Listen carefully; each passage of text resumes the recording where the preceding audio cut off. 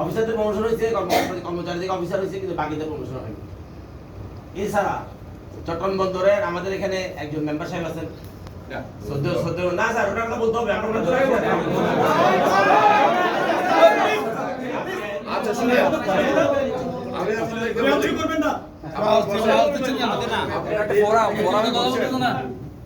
এই লোকটাকে নিয়ে বলছেন, এই লোকটাকে আসলে তো ওনারও দোষ নাই। ওই লোকটাকে আমি এবং চেয়ারম্যান মহোদয় এবং বাকি আরো দুই মেম্বার আছে, যতটুকু পারা যায় ওনাকে সম্মতি গ্রহণ করায় নেওয়া। না স্যার, আমরা তো বিস্তারিত বলবোই। বলেন, যদি মেম্বার স্যারকে অপসারণের সিদ্ধান্ত আপনি নিতে পারেন তাহলে আপনি সিদ্ধান্ত দিবেন, নাহলে আমরা চেয়ারম্যানে যাবো, আমরা আপনার সাথে কথা বলবো না স্যার। আজকে আমরা এখানে সবাই একমত হয়ে আসছি, আমরা সবাই আজকে একমত হয়ে আসছি যে মেম্বার অ্যাডমিন প্ল্যানিং এ থাকতে হবে না।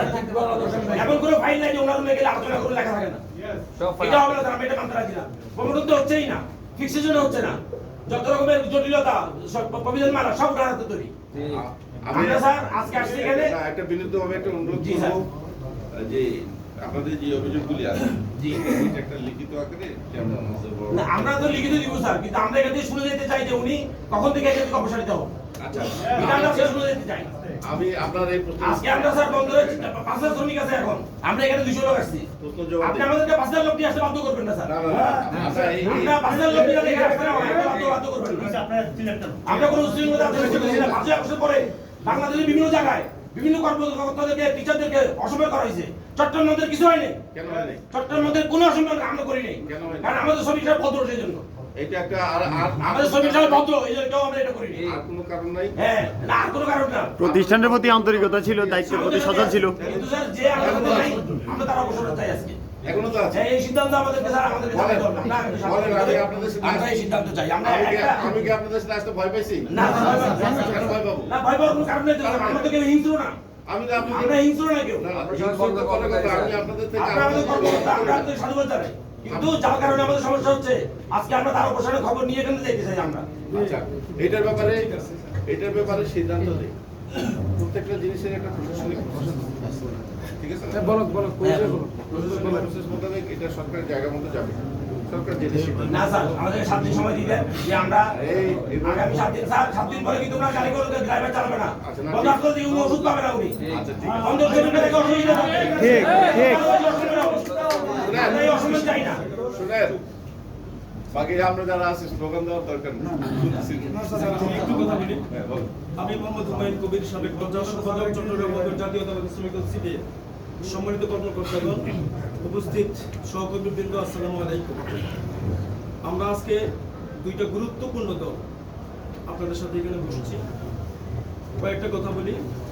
50টার মতো ফিক্সেশন ফাইল, যে ফাইলটা 2 মিনিটের সাইন ফাইল, সেই ফিক্সেশন ফাইলগুলা মেম্বার স্যার কমিটি করে দিছে, যেটা চিটাগং কোর্টের ইতিহাসে নাই। 54টা ফাইল শুধু প্লিজ স্পিক, ঠিক আছে? আমাদের চট্টগ্রাম বন্দরের যে আমাদের যে ইয়েরা আছে, আমাদের যে কি ফার্মাসির যারা আছে, তাদেরকে অবমাননা করছে। এভাবে প্রত্যেকটা ডিপার্টমেন্টে করে যাচ্ছে। এবং চট্টগ্রাম বন্দর আজকে যে প্রমোশন জটিলতা তৈরি হয়েছে due to member admin and planning, আগামী 7 দিন যদি নিশ্চিত উপরে থাকে, অকার্যকর হয়ে থাকতে হবে। উনি চট্টগ্রাম বন্দরের থেকে অবসর না হওয়া পর্যন্ত ওনাকে অকার্যকর করে রাখার অনুরোধ করতেছি। আপনারা কেউ চিন্তাচিন্তি করবেন না, যতক্ষণ না পর্যন্ত ওনাকে অপসারণ করা না হবে। আমরা প্রতিদিন যদি আমরা বন্দর ভবনে যদি আসতে হয়, তাহলে আমি মনে করব কর্তৃপক্ষ আমাদেরকে আসতে বাধ্য করতেছে, ঠিক আছে? আমরা চাই না এই member admin and planning sir আর এখানে থাকুক। আমরা সম্মানের সাথে ওনাকে বলছিলাম, উনি আমাদের সম্মান রাখেন নাই। প্রতিটা প্রমোশন, প্রতিটা আজকে আমার 3 জন কর্মচারী, আমার এই অডিটের একটা ছেলেও আছে, উনি এখান থেকে ইয়ে করছে, রিটায়ার করছে, ওনার ফাইলটা স্থায়ীকরণ করা হয় নাই। ওর স্যান্ডেল ক্ষয়ে যেতেছে অ্যাডমিনিস্ট্রেশনে ভর্তি করতে, ওনার কাছে যেতে। কেন এরকম হবে? কেন উনি এরকম অমানবিক? আমার এই অমানবিক মানুষটা কেন চট্টগ্রাম বন্দরে থাকবে?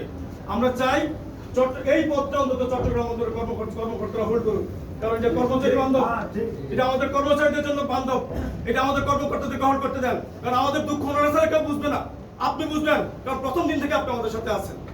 আমাদের কাউন্সিলর স্যার আমাদের সাথে প্রথম দিন থেকে আছেন। মেম্বার চেয়ারম্যান স্যার আমাকে সুজিত সাহেব বলছে, আমি এটা পোস্ট করছিলাম, স্যার বলছিল ডিলিট করে দাও। আমি সম্মানের সাথে, আমি স্যারদেরকে অসম্মান করতে চাই না, আমরা ডিলিট করে দিয়েছি। আমাদের আজকে একটাই দাবি নিয়ে আসছে, আমার হাজার হাজার দাবি আছে। আজকে 20% সিকিউরিটি থেকে ফায়ার থেকে প্রমোশন হলো, কেন তারা আসতে পারলো না আজকে 1.5 বছর? কেন করা হইলো? তুমি চুপ করো। কেন করা হইলো? আমাদের কর্মচারীদেরকে আপনি এরপর তাদের নিচের থেকেও আপনারা প্রমোশন দিয়ে ফেলছেন, কিন্তু তাদেরকে আপনারা ছাড়তেছেন না। কেন এই বৈষম্য? আপনার স্যার আমাদের যে মেম্বার সাহেবকে এখান থেকে না সরানো পর্যন্ত আমরা প্রতিদিন আসবো, এবং যতক্ষণ পর্যন্ত উনি কোনো গাড়ি এই চট্টগ্রাম বন্দর থেকে প্রাইভেট হাসপাতালে, যেটা ইতিহাস নাই, প্রাইভেট হাসপাতালে চিকিৎসা করে 70,000 টাকার বিল নিয়ে গেছে, যেটা চিরং কোর্টের আর কোনো ইতিহাস নাই। উনি নিজের বেলায় সব অনিয়মকে নিয়ম করবেন, আর আমাদের কর্মচারীদের বেলায় সব নিয়মকে অনিয়ম করে ফেলবেন। এটা আমরা মানতে রাজি না স্যার। আপনার কাছে, আপনি আমাদের অভিভাবক, পিতা, আপনার কাছে অনুরোধ, এই মেম্বার সাহেবকে চট্টগ্রাম বন্দরে আমরা আসতে দিতে চাই না। যদি আমাদেরকে বাধ্য করা হয়, আমরা 5,000 কর্মচারী এখানে নিয়ে আসতে পারবো ইনশাআল্লাহ। আমাদের আপনার কাছে অভিভাবক হিসেবে অনুরোধ, আপনি চেয়ারম্যান স্যারকে জানান, প্রয়োজনে আমরা যৌথ স্বাক্ষরে আমরা একটা চিঠি দিব ওনাকে অবসরের জন্য। ঠিক আছে? উনি চলে যাক, এখন আমাদের প্রমোশন আমরা উনি আশা করি হয়ে যাবে ইনশাআল্লাহ। আগে উনি চলে যাক, আমার দাবি একটাই। Thank you very much. আচ্ছা শুনেন, এই কথাটা বললেন, আমার উপরে কি আপনাদের বিশ্বাস আছে? প্রমোশন দেওয়ার ক্ষেত্রে যখন প্রমোশন দিতে পারি, সত্যিকার অর্থেই এটা আমার সবচেয়ে বেশি আনন্দ। আমি আমার একজন সহকর্মীকে প্রমোশন দিলাম, গত একটা 5টা না 6টা বোর্ড একসাথে করলাম। সেই দিনটা আমার জন্য ছিল সবচেয়ে দুঃখের দিন। 5টা বোর্ড করলাম, একজনকে প্রমোশন দিতে পারি, খালি হাতে, খালি হাতে ফেরত যাওয়ার